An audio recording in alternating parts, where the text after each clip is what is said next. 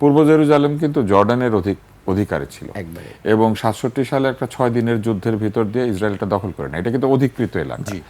কিন্তু আপনি দেখেন এটা ফেরত পাওয়ার জন্য তারা কোনো চেষ্টা করে নাই। তারা একটা এগ্রিমেন্টের মধ্যে এসেছে যে এই মসজিদের যে অ্যাডমিনিস্ট্রেশন, ইসলামিক অ্যাডমিনিস্ট্রেশন অর্থাৎ ধর্ম সংক্রান্ত এবং এই মসজিদের যে কর্মকাণ্ড, এইটা কিন্তু এখনো জর্ডান কন্ট্রোল করে। এটা একটা ওয়াকফের মাধ্যমে পরিচালিত হয়।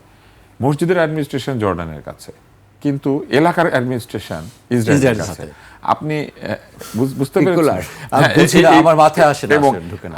মানুষ হয়তো ভুল বুঝবে, কারণ আমি একটু আগে যেভাবে বলছিলাম আমি আসলে বিরক্ত এই পুরো ব্যাপারটার উপরে, যে এরকম একটা অবস্থায় আছে। এই জায়গাটা দখল করে নিয়েছে ইসরায়েল, ফেরত পাওয়ার জন্য জর্ডান কোনো চেষ্টা করে নাই।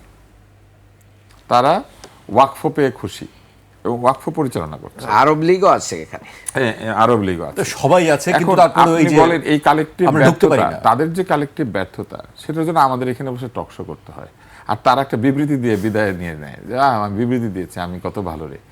এই যে অবস্থাটা তারা তৈরি করেছেন, এটা আসলে গ্রহণযোগ্য না। এবং এই ধরনের ধর্মীয় স্থান, পবিত্র স্থান, যা কিনা সকল ধর্মের মানুষের কাছে পবিত্র, সেই স্থানে গমনাগমন নিষিদ্ধ করছে যুদ্ধোন্মাদ কিছু ব্যক্তি, যারা যুদ্ধ ছাড়া কিছু বুঝে না, এবং সেইটা তারা ওই কথাটুকু পর্যন্ত বলতে পারছেন না। আপনি কি মনে করেন এই পুরো পরিস্থিতি থেকে কি বাংলাদেশও খুব বাইরে রয়েছে? আমরাও কি ঠিক জোরালো কণ্ঠে কিছু বলতে পেরেছি? আমরা পারছি না। কেন? কারণ ইউনূস সাহেব একটা চুক্তি সাইন করে গেছেন। 5+ স্টার রেটিং প্রাপ্ত দেশের সর্বোচ্চ বিদ্যুৎ সাশ্রয়ী ওয়ালটন এসি। স্মার্ট কমফোর্ট এখন নেক্সট লেভেলে। সারা দুনিয়াতে এই কাহিনীটাই চলছে। আজকে উনি মজা করে সংসদে বক্তৃতা শুনছেন।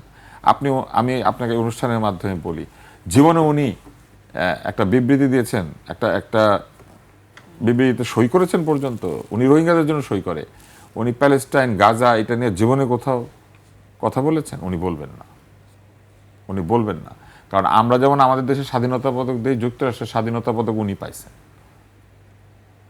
এবং এই কথাগুলা আমরা বলার অধিকাংশ লোক বলে না, পর্যন্ত চুপ করে থাকে। এই চুপ করে থাকার চাইতে অপরাধ আর কিছু হয় না। আপনি তো বলছেন, আপনার মাধ্যমে আমরা জানতে পারছি অনেক কিছু। তুষার ভাই, আরেকটি বিষয়, যে এটার সঙ্গে ট্রাম্পের ধর্মযুদ্ধ, ট্রাম্প না, ইসরায়েল আমেরিকার ধর্মযুদ্ধ।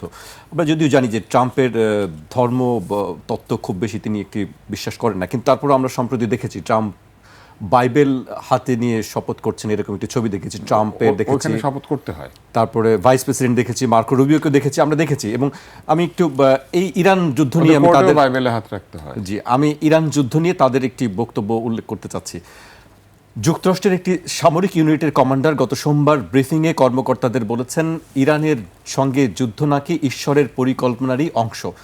তার মতে প্রেসিডেন্ট ডোনাল্ড ট্রাম্পকে যিশু বেছে নিয়েছেন ইরানে সেই আগুন জ্বালানোর জন্য, যেখান থেকে আর্মাগেডনের শুরু হবে। এবং বলেছে এটা হচ্ছে যারা ইরানে যুদ্ধ করছে তাদের এক সামরিক কমান্ডার, তার সোলজারদেরকে তিনি এটা ব্রিফ করছেন, মানে ধর্মর যুদ্ধ দিয়ে তাদেরকে উদ্বুদ্ধ করার চেষ্টা করা হচ্ছে।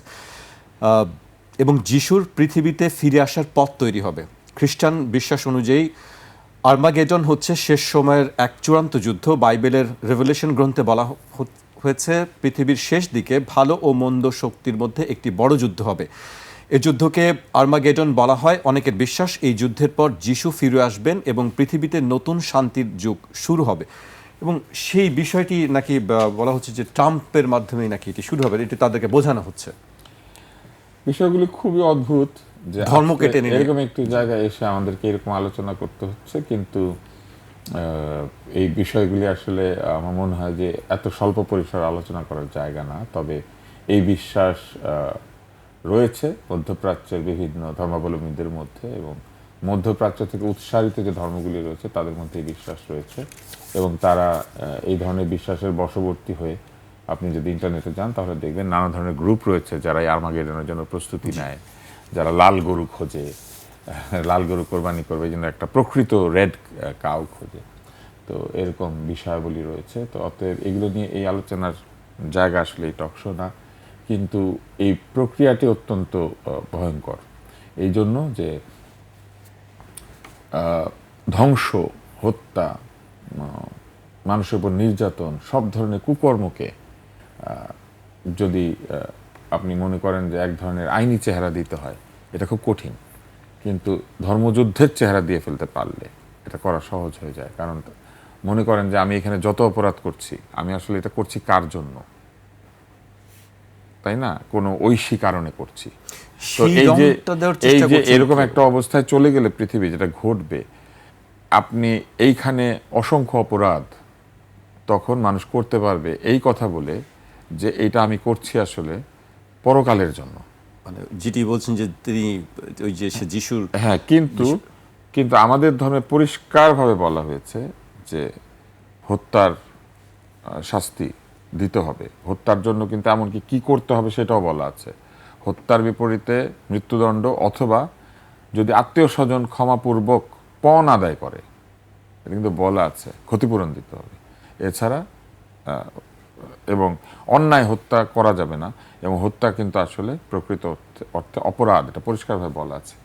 কিন্তু ওই যে বললাম যে যারা এই ধরনের যুদ্ধোন্মাদ, তারা এর পেছনে যুক্তিসুর দাঁড় করায় আপনার, এবং এইটা হচ্ছে, এই আর্মাগেডন হচ্ছে এক ধরনের জিহাদ। তারা তাদের ধর্মের জন্য এই শব্দটাকে ব্যবহার করে, এবং এটা হচ্ছে একটা ফাইনাল কনফ্লিক্ট, এই ধরনের একটা ধারণা রয়েছে। তো এই ধারণাগুলি আমরা এইখানে আলাপ না করি, কারণ এই আলাপ করা সমীচীন হবে না।